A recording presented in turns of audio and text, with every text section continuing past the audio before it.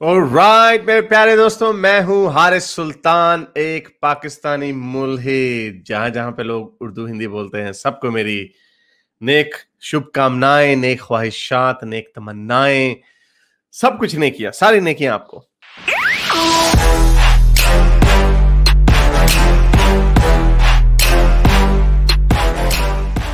ओह, lovely girl दोबारा आ गई।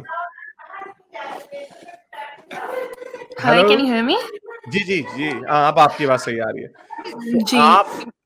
आपसे मैंने ये पूछना था, आपने बताया कि आपके व्यूज चेंज हो गए, तो आप बताना चाहेंगे कि कब आपने सुनना शुरू किया, कौन सी ऐसी बातें थी जिसमें आपने सोचा कि आपका दिमाग बदल रहा है, और ये टाइमलाइन कितनी थी? Actually, I guess I was in the first semester of my university. I just got done with my intermediate. तो बहुत सारी videos मैंने आपकी देखी, वो जो ईद उल अज़हा के हवाले से these kind of things. तो like I asked my mother कि मतलब how come के वो जो उन्होंने उनको ज़िबा किया तो he disappeared all of the sudden. तो इस किस्म की और भी बहुत सारी चीज़ें थी, तो आई थॉट मतलब थोड़ी-थोड़ी आहिस्ता-आहिस्ता थोड़ी क्रिटिकल एनालिसिस डेवलप होना शुरू हुआ। लेकिन फिर भी उनसे मम्मा से जब भी डिस्कशन करो तो she is like very reluctant in saying something and she says कि भाई दैट्स व्हाट मतलब हमें बिलीव करना चाहिए, अब तुम लाइक इस तरह से कर रही हो तो what I can say about it. Like I am still researching and reading about things and watching your videos. चले, ये बड़ी मेरा इस तरह की कॉलें सुन के मेरा खून बढ़ जाता मुझे मुझे बड़ी खुशी होती है यंग लोगों से सुन के कि अभी आपने जैसे बताया आप फर्स्ट ईयर में हैं, जब नहीं होगा जी, अपनी कोई इन्फॉर्मेशन मत दीजिएगा ज्यादा। राइट। तो बड़ी मुझे खुशी हुई कि ईद उल अजहा का जो आर्गुमेंट जो वीडियो मैंने बनाई थी, वो इसी के ऊपर, जानवरों के ऊपर भी बनाई थी कि उसमें एक आर्गुमेंट ये भी था कि इन जानवरों का क्या कसूर है, आप आपस में खेल कूद में लगे हुए हैं, अल्लाह मियाँ को खुश करा रहे हैं, ये बकरी को क्या लगेगा भाई मेरी कुर्बानी दे रहे हो। आप फर्ज करें अगर हम एग्जैक्टली। इंसान हो, कोई जुपिटर का मानने वाला हो, कोई मार्स का मानने वाला हो, वो कहे कि हमने ना लाहौर के जो लोग हैं ना, हमने उनकी कुर्बानी देनी है। लाहौर के बंदे को किसी को उठा के ले जाए, मुझे पकड़ो, मैं कोई यार खुदा तुम्हारा, कुर्बानी तुम्हारी, शौक तुम्हारे, खेल तुम्हारे, मुझे ऐसे ही तुम पेल रहे हो बीच में। तो एक ये भी आर्गुमेंट है कि जो गाय भैंसे हैं, गाय बकरे जो है, उनको क्या क्या इसका रोल है। और दूसरा, जो कहानी है, जो मिथोलॉजी, इसको कहानी, ये मिथोलॉजी ही है कि कैसे हो सकता है कि अल्लाह में खेल खेल रहे हैं और फिर एकदम वो भेड़ जो है वो गायब होके बकरा बन गया, सॉरी इस्माइल गायब होके भेड़ आ गया वहां पे। और इस तरह की बहुत सारी फैंटेसीज कहानी। लगती हैं ये। एग्जैक्टली पता नहीं, आप तो अभी छोटी हैं, जब मैंने बताया मैं 90s में, हम दूरदर्शन हमारे लाहौर में आया करता था, वहां पे ये हिंदू मिथोलॉजीज के ऊपर बड़े वो ड्रामा सीरियल्स बनते होते थे, उनमें से एक बड़ा मशहूर होता था चंद्रकांता। तो उसमें ये फैंटेसी उसी तरह की कहानियां लगती हैं कि बादलों के ऊपर उड़ रहे हैं, बातें चल रही हैं, बड़ी प्यारी प्यारी कहानियां चल रही हैं। रियल लाइफ में जब आप देखती हैं, जब आप प्रैक्टिकल लाइफ में जाएंगे, आपको ये चीजें, आपको इनका हकीकत से कोई ताल्लुक नहीं नजर आएगा। अभी आज मैंने वो डिस्कस किया वाकया महराज का ही, कि हजरत मोहम्मद जा रहे हैं बड़े मजे से अल्लाह मियां के पास, कह रहे हैं अच्छा जी 50 नमाज है, वापस आते हैं, हजरत मूसा कहते हैं नहीं 50 बहुत ज्यादा है, फिर कहते हैं मैं अच्छा वापस जाके कम कराता हूँ, फिर 40, फिर 30, फिर 20, फिर 10, फिर 5।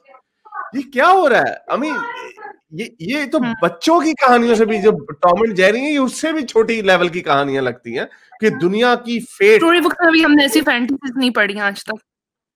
दुनिया की एक तरीके की सोल्यूशन, यानी आपकी और मेरी। मैं ये भी कहता हूं कि इसको सीरियस इसलिए लेना चाहिए कि आपकी और हमारी इटर्नल लाइफ, यानी या तो हमें मजे मिलने हैं या हमें टॉर्चर मिलना है, ये सारा कुछ हमारी डिपेंड करता है कि क्या वाकई हजरत मोहम्मद सही कह रहे थे। तो यहाँ पे शुगल मेले चल रहे हैं, इस तरह की कहानियां चल रही हैं। तो ये मैंने मुझे बड़े खुशी हुई आपसे बात करके, और आपका अगर कोई और आपने कोई बात कहनी हो तो कह दें। और एक दूसरी भी वीडियो थी आपकी, लाइक मुझे पता नहीं था कि child marriages, like Hazrat Ayesha was 9 years old, तो उसमें भी I was really really shocked. मतलब मुझे तो फैमिली ने ये बताया था शी वाज 18, तो आई वाज ओके फाइन। लेकिन आई कम अक्रॉस की child marriage, these kind of things, तो फिर तो बिल्कुल ही माइंड बहुत चेंज हो गया। आपको, और जो बीवियों की और औरतों के हवाले से, जो औरतों की पिटाई के हवाले से जो आयत है, औरतों की गवाही आदि है, उसके हवाले से इन बारे में आपके क्या ख्याल है?